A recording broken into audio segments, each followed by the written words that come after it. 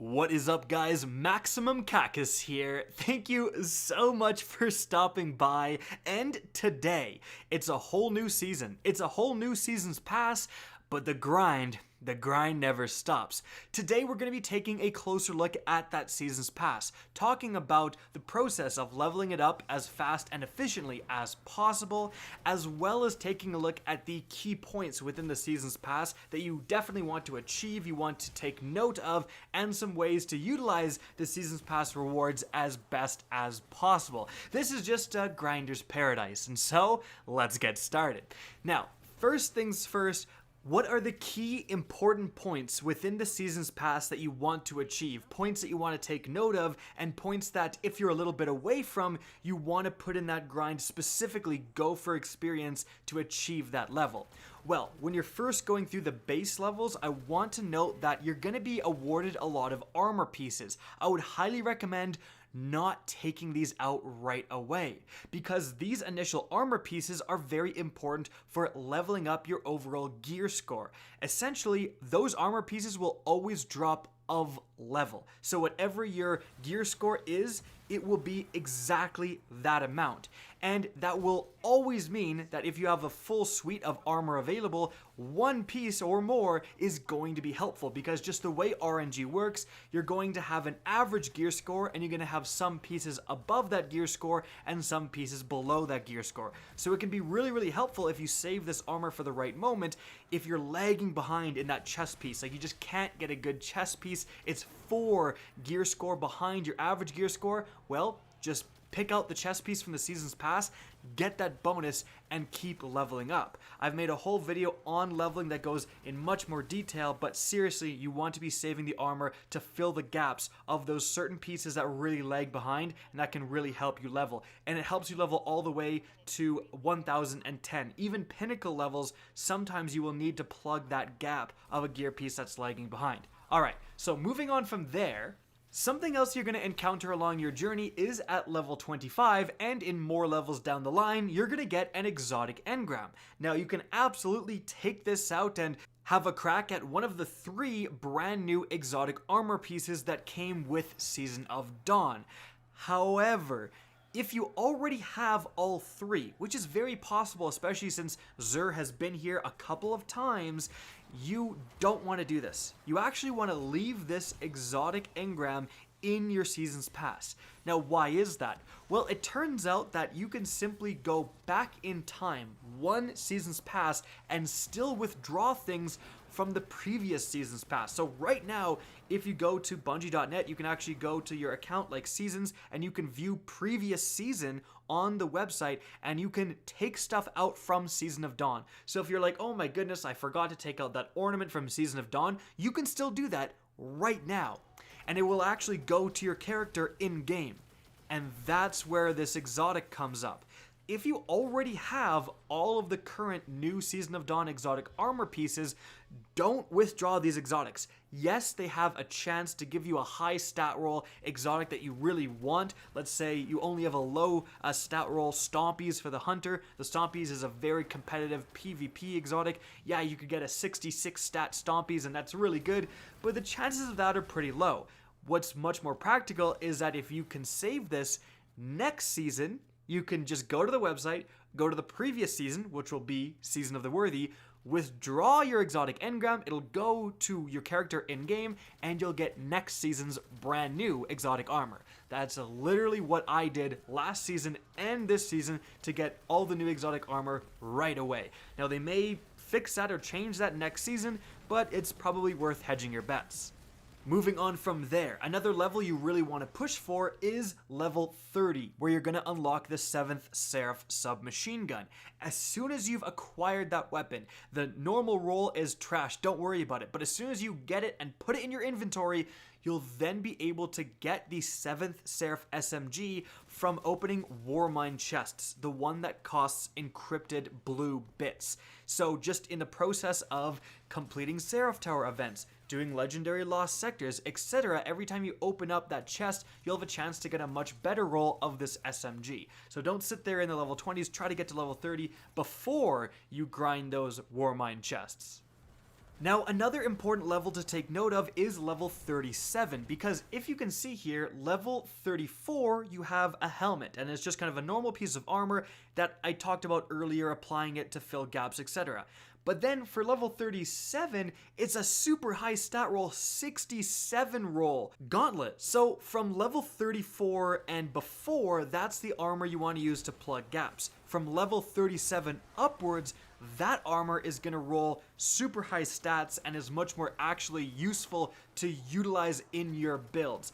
And you want to actually save withdrawing this. Like, don't get to level 37 and immediately take out these gauntlets, because as you continue to level up your season's pass, you're going to level up bonuses that increase the energy level of these gauntlets. You can see they drop at 6 energy, so it's going to save you resources because you won't have to upgrade the energy that far. So you kind of want to withdraw that secondary set of armor from level 37 and above much later, basically when you're nearly done this season's pass, and just again use it in your build. It's really high rolled, actually great perks as well in terms of the seasonal mods this time.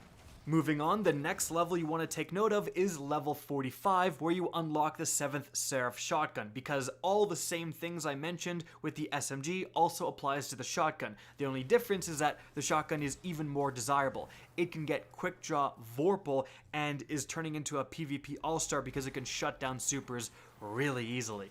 Next level of note is level 71. This is where you're going to first unlock the ability to get those Seasons Pass 7th Seraph, SMG, and Shotgun from other activities, Strikes, Gambit, and Crucible. And you're going to unlock bonuses that do that for different activities for each of the different weapons all the way up to level 93.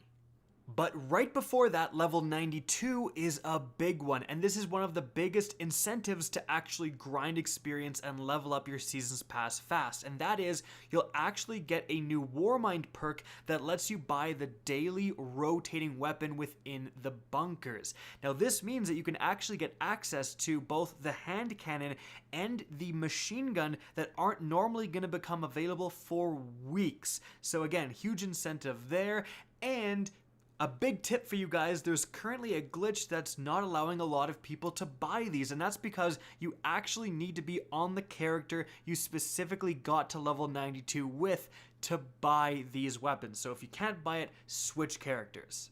Additionally, level 88 will give you the ornament for the SMG, and level 95 will give you one for the shotgun. If you're wondering what they look like in-game, well, here is the SMG without and with the brand new ornament, and then we're going to switch over to the shotgun without and with the brand new ornament. It should be noted that you don't want to use these yet, and the reason being is because they're actually glitched, and if you're using one of the brand new seasonal mods that produces Warmind cells for using 7th Seraph weapons, if you have the ornaments equipped, it won't actually produce any cells, and Bungie is working to fix that in a later hotfix.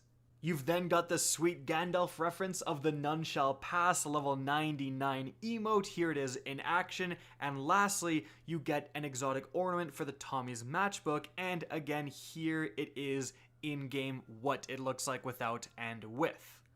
Okay, so those are the main important levels you want to make pushes for. Now let's talk about the best ways to level up. Now, first and foremost, of course, bounty goblin farming is still very much a thing, and that is simply going to the moon, grabbing all of the repeatable bounties, and then just going into the nearest lost sector. Usually I go to the one on the right and farming the crap out of those. The repeatable bounties are super easy to do for the moon. It's stuff like assault rifle kills, SMG kills, producing orbs, and then void kills and solar kills, right? It's very general things. So if you specifically play a Titan, it's really easy to do on a Titan because there's one for arc kills, there's one for melee kills. Bottom tree striker, every single melee kill pretty much, even if you don't have a charged one, is going to count as an arc melee kill. So it's just going to really help you farm those bounties super efficiently, and you're going to be basically getting 5 bounties done in a super short time span. We're talking about, 2 or 3 minutes of going into that nearest lost sector,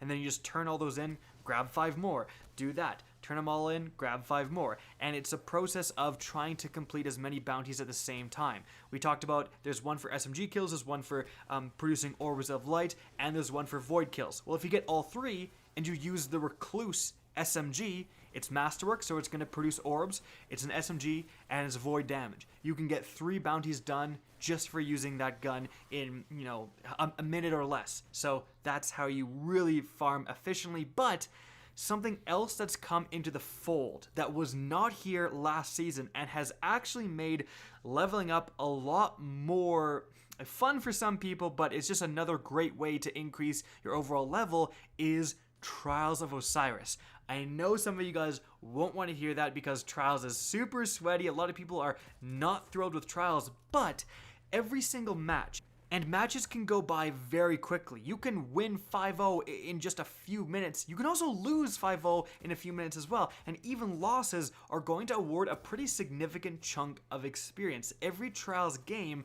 awards a pretty significant chunk of experience. In addition to that, Trials is actually one of the best ways to farm bounties. Why? Well, you can get, firstly, the normal gunsmith bounties that just have you getting pulse rifle kills, sidearm kills, whatever. You can do those anywhere. That applies to everything though. But then you also have a full set of weekly, daily, and repeatable bounties for Trials. So if you just grab every single one of those and then just play normally, you're automatically going to complete, 5 of those bounties without even having to change your loadout, because they're often just like matches won, matches played, super kills, and they count for you and your team. If your teammate goes off and gets a triple kill with a super, that counts for 3 super kills for your bounty, which is very helpful. But you can also grab all of the Crucible bounties as well. Those will also be completed when you're in Trials. So you're just completing so many bounties at the same time. Even if you're going into Trials and getting spanked and you're not getting very many kills, you're going to come out the other end with experience, a couple of tokens even for losing, and a ton of bounties completed likely. As long as you can manage to get just like a few kills.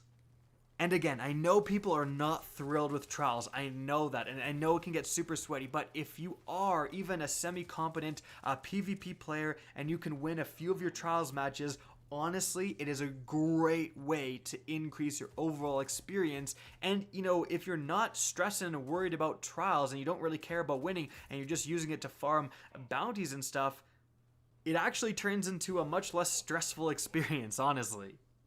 Oh, and one more thing I should mention, on the topic of Trials, if you are going into there, grab the daily Warmind bounties. All of them have you do either PvE stuff, like going and killing Fallen, or PvP stuff. So the bounty will say, go and kill Fallen enemies, or go and kill a taken boss or whatever, or kill enemies in the Crucible with a pulse rifle. Kill enemies in a Crucible with whatever. And so if you do grab those, you have a chance to also complete those at the same time when you're in a Trials match, for example. Alright guys, and that is it. I hope you enjoyed this video, found it informative, and if you did, please remember to help me out by simply rating and especially sharing this video. If you guys want to see more Destiny 2 content similar to this, don't be afraid to slap that subscribe button. If you want to get in touch with me and keep up to date with the latest channel activity, the best way is to follow me on Twitter at RickKackis. That's linked in the description down below. Again, I hope you enjoyed the video, and as always, have a good day.